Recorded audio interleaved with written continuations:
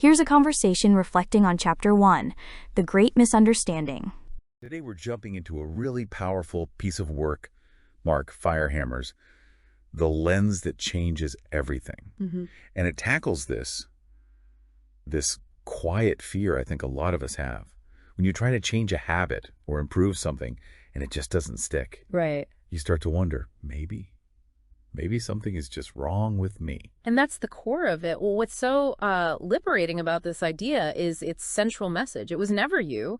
It was the lens you were given. The lens you were given. Yeah. And for anyone listening who feels like they're just constantly searching for the next method, the next book, that's not failure. Firehammer argues that's actually your intelligence. It's the part of you that senses the real mechanism hasn't been shown to you yet. Okay, so let's unpack that mechanism. Yeah. Because most people, myself included, we're taught to work on the measurable stuff. The output. Exactly. Your behavior, your discipline, your goals, Right. the things you can see and track. Right. But what this work reveals is that every single one of those behaviors, it's just the tip of the iceberg. It's the visible part of something much, much deeper. Which is what? Beliefs. Beliefs, stories, these inherited narratives you absorb from your family, from the culture around you, they quietly shape everything. So we've been trying to change the symptoms without even looking at the machine that produces them. The book has this fantastic analogy. It's like trying to stop taking distorted photographs by editing every single pixel one by one. Instead of just cleaning the camera lens. Exactly. You're working on the output, not the source of the distortion. I love that. Yeah. But it also sounds big. How do you clean the lens when it comes to a habit that feels completely baked in? Well, the goal shifts. It's not about willpower anymore. It's about clarity.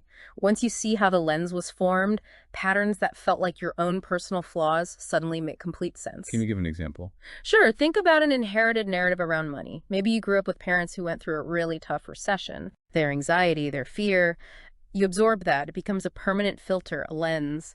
And today, that lens quietly dictates how you view risk or career choices or even asking for a raise. It explains why some changes just never stick. So understanding the mechanism is the key. It's everything. It explains why your creativity feels so inconsistent, or why you find yourself saying yes when every part of you is screaming no.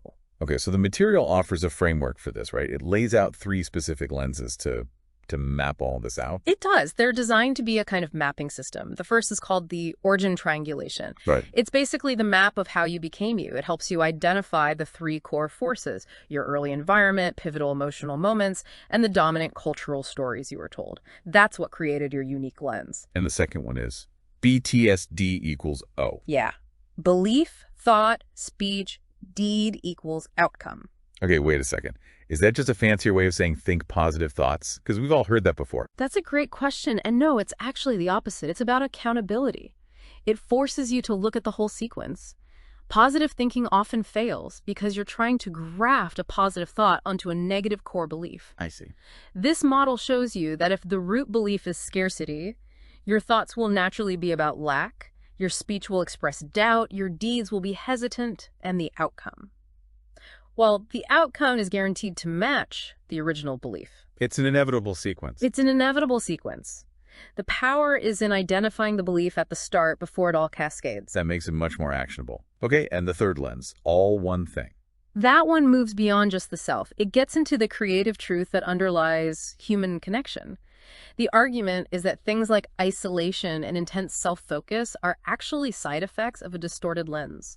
When you clean it, you see that creativity and genuine connection are basically the same mechanism. So to be clear for the listener, these lenses don't replace everything you've ever tried. Not at all. They reveal why some things you tried actually worked for a while, and more importantly, why they stopped working. The promise is pretty simple. When the lens changes, everything that you see through it changes too. That's the core takeaway then. It is. Once your inner lens, shaped by your family, your culture, your unique experiences, is made clear, what felt so personal and shameful just becomes understandable, workable. And once something truly makes sense, you're not stuck anymore. You're just ready. And here's the final thought, which takes this from the personal to something much bigger.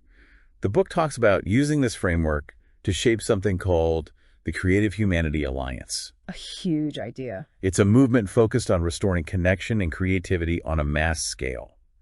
The argument is that this lens-changing work isn't just for us as individuals. It's essential for our communities, for our broken institutions, maybe even for shaping the next version of society. It takes this deeply personal insight and turns it into a collective responsibility. Thanks for listening.